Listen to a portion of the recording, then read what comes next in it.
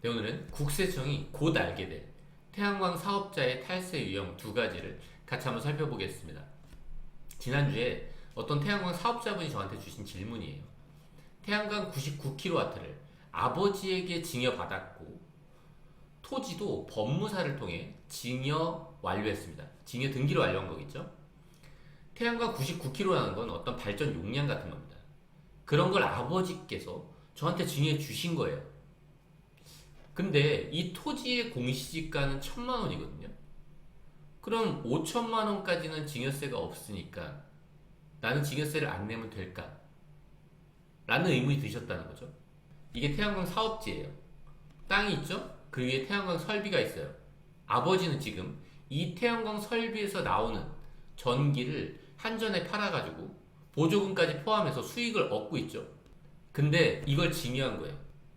근데 이 궁금증을 태양광 사업자분들이 많이 있는 그런 커뮤니티에 올렸답니다.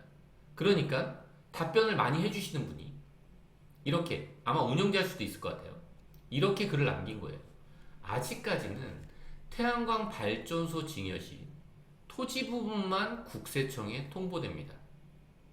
앞으로는 구조물, 이 태양광 설비 있죠?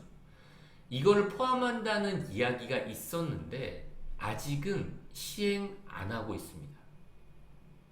토지 공시지가로 계산해서 법정 증여한도 이내면 이걸 줘도 증여세 면제 대상이랍니다.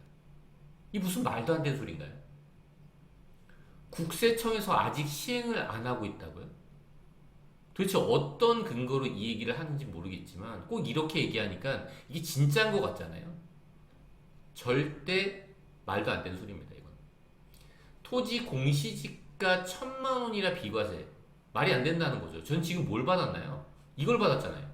땅도 받았고요, 태양광 설비도 받았습니다. 땅뿐만 아니라 태양광 설비, 이런 수익이 나는 자산을 증여받은 거예요. 저는 지금 결국 태양광 사업이라는 이 사업체를 증여받은 거랑 똑같다는 거죠. 근데 이 아버지, 태양광 설비에 그 땅을 취득하기 위해서 얼마가 들었냐? 2억 2천이 들었어요. 한 2억 2천 정도 들거든요. 땅이랑 태양광 설비까지 같이 구매하는데.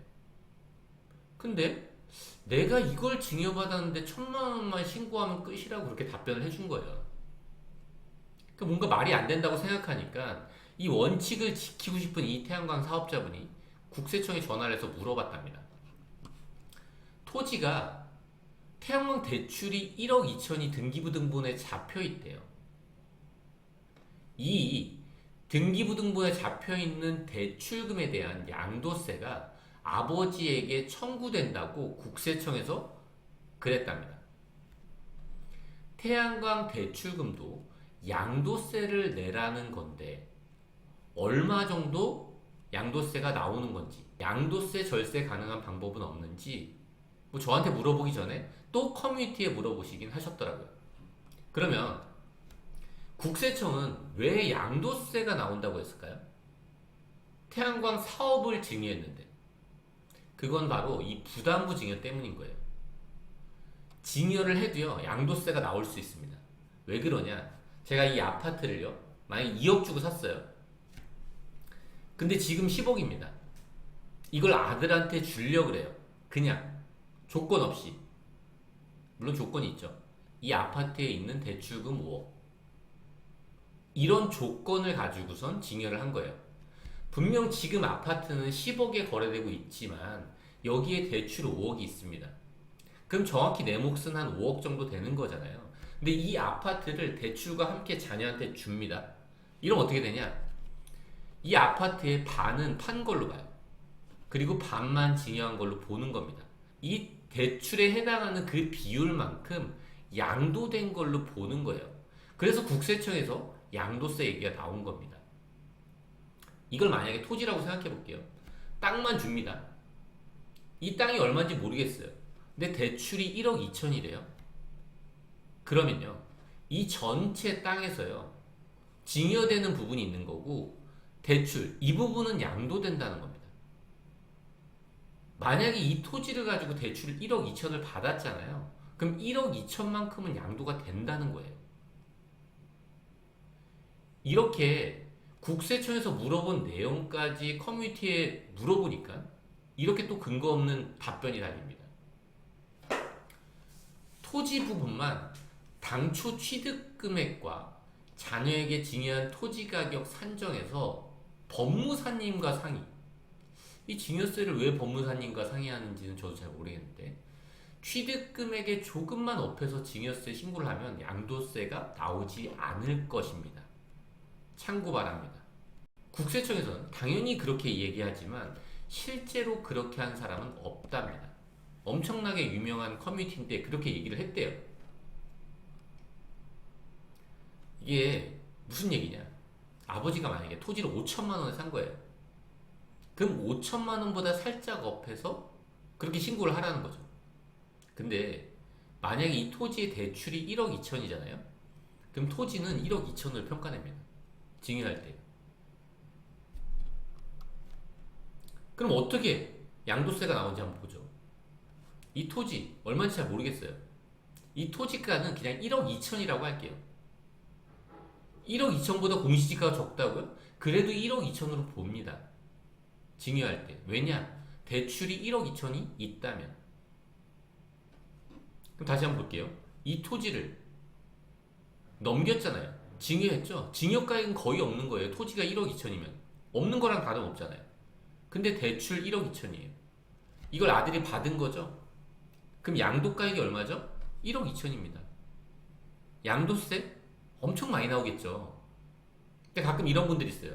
그 땅은 농사 짓던 땅이라서 양도세가 면제된다.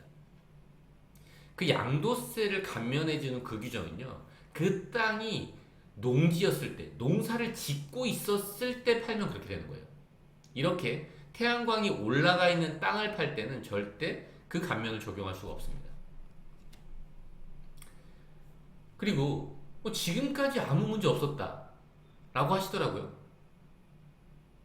이렇게 이 땅이 있고 태양광 설비가 있습니다. 이거를 증여도 하고요. 양도도 엄청나게 많이 일어나고 있어요.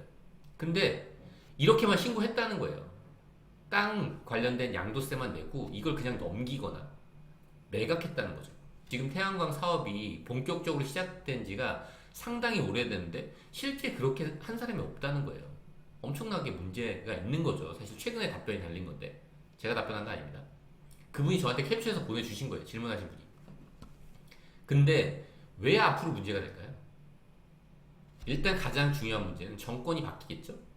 바뀔 수도 있겠죠. 그럼 지금 부동산을 잡지만 앞으로는 태양광 사업자들을 쥐잡듯이 잡을 수도 있겠죠. 근데 뭐 때문에 이게 발각되냐? 이것 때문입니다.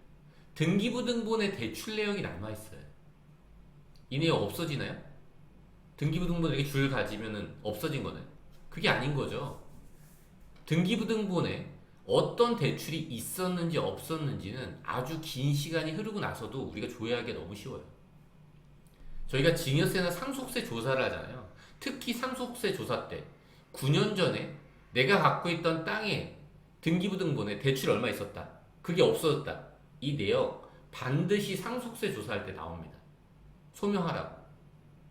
이런 것처럼 이 등기부등본에 대출 내역이 남아있다는 것은 시간이 지나고 나서 어떤 오류를 찾아내기가 국세청에서 문제 삼기가 아주 쉽다는 거예요. 지금 당장 문제가 없다고 하더라도 전 분명히 문제가 된다고 봅니다. 국세청이 이렇게 증여된 거, 이렇게 증여가 발생한 거를 가만두지 않을 거예요, 아마. 엄밀히 얘기하면요. 우리가 지금 땅도 넘기고 태양광 설비도 넘겼잖아요. 이거는 사업소득이에요.